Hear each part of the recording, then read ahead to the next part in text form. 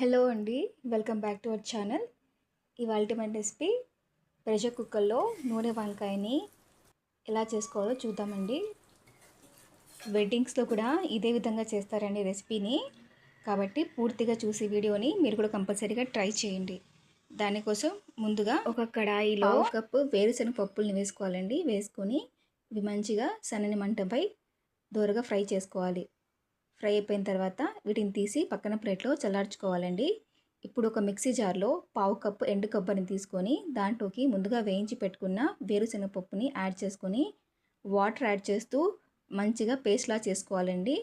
ఇప్పుడు ఈ పేస్ట్ని ఒక గిన్నెలోకి తీసుకోవాలి. తీసుకొని పక్కన పెట్టుకోవాలండి. ఇప్పుడు అదే మిక్సీ జార్లోకి 3 మీడియం సైజ్ ఉల్లిపాయల్ని ఇలాగా పెద్ద పెద్ద ముక్కల్లా కట్ చేసుకొని వేసుకోవాలి జార్లోకి. వేసుకుని ఇది కూడా మెత్తగా పేస్ట్లా చేసుకోవాలండి. మెత్తని పేస్ట్లా చేసుకోవాలండి. ఇప్పుడు ఇందులోకి వేయించి పెట్టుకున్న జీలకర్ర మెంతులు పొడి 1 టేబుల్ స్పూన్ వేసుకోవాలి. వేసుకొని అది కూడా ఒకసారి మిక్సీ పట్టుకోవాలండి. ఇప్పుడు ఈ పేస్ట్ని ముందుగా మనం పేస్ట్ చేసుకున్నాం కదండి, ఎండు కొబ్బరి వేరుశనగపప్పు దాంట్లో కలిపేసుకోవాలండి. వేసుకున్న తర్వాత ఇదంతా కలిసేటట్టుగా ఒకసారి బాగా కలుపుకోవాలండి. బాగా కలుపుకొని మనం దీన్ని పక్కన పెట్టుకోవాలి. ఇప్పుడు స్టవ్ వెలిగించి ప్రెషర్ కుక్కర్ని పెట్టుకోవాలండి. అందులో 1 కప్పు ఆయిల్ని వేసుకోవాలి. ఆయిల్ బాగా హీట్ అయిన తర్వాత 1 టేబుల్ స్పూన్ ఆవాలు, 3 రెమ్మలు కరివేపాకు వేసుకోవాలండి. ఇందులోకి మిరియాలు 1 టీ స్పూన్ వేసుకున్నాను. ఒక చిన్న ఉల్లిపాయని స్లైసెస్గా కట్ చేసి వేసుకున్నానండి. ఆనియన్స్ అనేవి కలర్ చేంజ్ అయిన తర్వాత ఇందులోకి మనం ముందుగా వాష్ చేసి కట్ చేసి పెట్టుకున్న వంకాయలని వేసుకోవాలండి.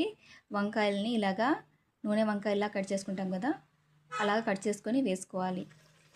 వేసుకొని కలర్ చేంజ్ అయ్యేంత వరకు ఫ్రై చేసుకోవాలండి. ఇప్పుడు ఇందులో 1 టేబుల్ స్పూన్ ఉప్పును యాడ్ చేసుకోవాలండి. 1/2 టీ స్పూన్ పసుపును కూడా యాడ్ చేసుకొని అది కూడా మంచిగా కలిసేటట్టుగా కలుపుకోవాలి. ఉప్పు పసుపు అనేది ప్రతి వంకాయకి పట్టేటట్టుగా మనం దీన్ని మంచిగా కలుపుకుంటూ ఫ్రై చేసుకోవాలండి. కలిపేటప్పుడు జాగ్రత్తగా కలుపుకోవాలి. వంకాయలు అనేవి ఇరగకుండా సైడ్లకు తీసుకొని కలుపుతూ ఉంటే వీడియోలో చూపించినట్టుగా ఈజీగా కలిసిపోతాయండి. ఉప్పు పసుపు అనేది ప్రతి వంకాయకి పడుతుంది. 5 మినిట్స్ మనం మంచిగా ఫ్రై చేసుకున్న తర్వాత ఇప్పుడు ఇందులోకి మనం పేస్ట్ చేసి పెట్టుకున్నాం కదండి మసాలా మొత్తాన్ని కూడా దీంట్లో యాడ్ చేసేసుకోవాలి.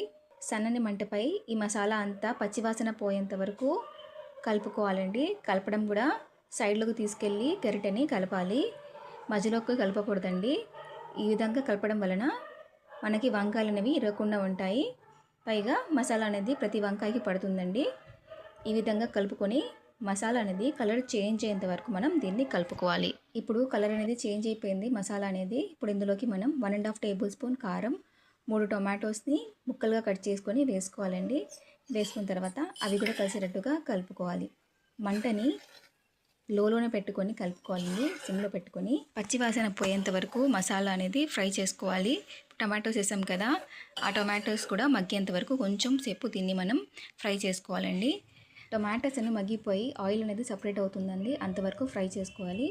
ఇప్పుడు ఇందులోకి 1 కప్పు చింతపండు రసాన్ని వేసుకోవాలండి. మనం ముందుగా వేసాం కదా మసాలా, ఆ మసాలా గిన్నెలోకి కొన్ని వాటర్ని యాడ్ చేసి అవి కూడా యాడ్ చేసేసుకోవాలి.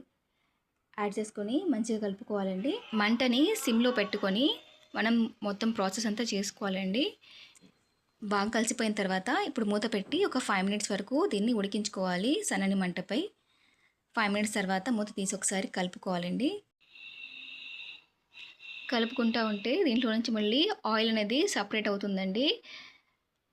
చూసారు కదా, ఆయిల్ అనేది సపరేట్ అవుతుంది.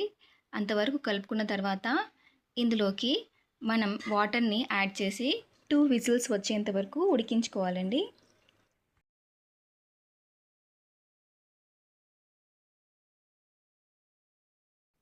టూ విజిల్స్ వచ్చేసాయండి. ఒకసారి ఇప్పుడు దీన్ని మూత తీసి చూద్దాము. ప్రెషర్ కుక్కర్లో నూనె వంకాయ అయితే రెడీ అయిపోయిందండి. ఇంకా ఇది తినేయడమే.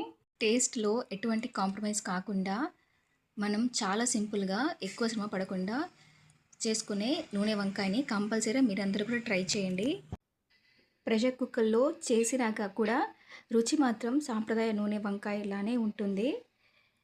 ఈ నూనె వంకాయ వేడివేడి అన్నంలోకి నెయ్యితో తింటే రుచి అద్భుతంగా ఉంటుందండి.